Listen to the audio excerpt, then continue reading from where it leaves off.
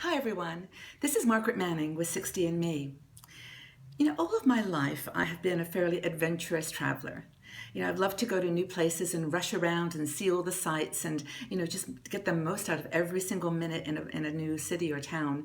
And I never in my life thought I was much of a cruise person until about, I think, 10 years ago. I took a Mediterranean cruise and really loved it. And, mostly loved just the pace. It was really fun. I got to, see new cities every day. But then in between, I would sit on my balcony, have a cup of coffee, and just think, read, knit, do all these wonderful things that relaxed me. And so I kind of became a cruise convert. But then I've never really taken a river cruise. So I have had the opportunity now to travel with Viking river cruises on their Rhine cruise that starts in Basel in Switzerland and goes up to Amsterdam, follows the Rhine all the way up to its to the end. And I am so excited about this trip. I've always been intrigued by rivers and the cities that grow up and are built around them. They are just this huge source of energy and economic welfare for cities as well. So interesting things happen on rivers. So this Rhine cruise, this Viking Rhine cruise, starts in Basel, as I said. And since I live in Switzerland, it's really my home area. So I get to see Basel from a little bit different lens. And that is, in fact, where the Rhine begins. And it goes up through Lake Constance, and then it travels up through Germany. And I've done a bit of research on the Rhine, and it's a kind of interesting river that I'm fascinated to experience. For one thing, the word Rhine means like heavy flowing or fast flowing, and it's a Celtic word. And the river is very wide and very deep. And so it cuts through, it starts with a glacier in Switzerland and then cuts through the land through Germany. And there's lots of amazingly, apparently mystical and magical things that happen on the Rhine. There's lots of mythology built around that part of the world. And the one I love is actually kind of funny. There's a woman who lives, apparently, a mythological woman called Lorelei. And she has a very hypnotic song that she sings and lures fishermen to her. And I don't know what happens to them, but she's apparently very powerful. And she lives on this section of the Rhine that winds up towards the Netherlands. And I don't know whether I'll experience her magic, but people have slayed dragons here. There are more castles on the Rhine than any other river in the world. And so that's going to be great fun to just be sitting in my room or on the balcony on the terrace looking at these beautiful castles going by. In terms of destinations, it's kind of a nice itinerary. I've never been to any of these places, so it's all new.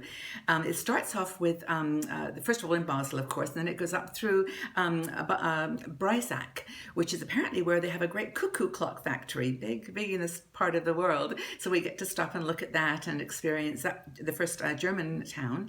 Then we go up to Strasbourg, which is in France, and there's apparently a huge, beautiful cathedral there, and stained glass and Art Nouveau, and supposedly very, very beautiful. So I'm looking forward to Strasbourg.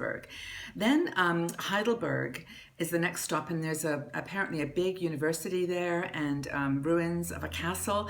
So that's going to be great fun as well. These German towns are beautiful towns demonstrating the cathedral building of that time.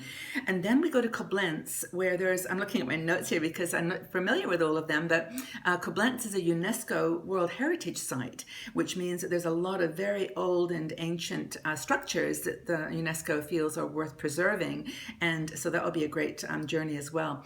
Then we go up through the Netherlands, and I think it's Kinderdijk, where we look at the windmills that are built along the river, and then of course into Amsterdam.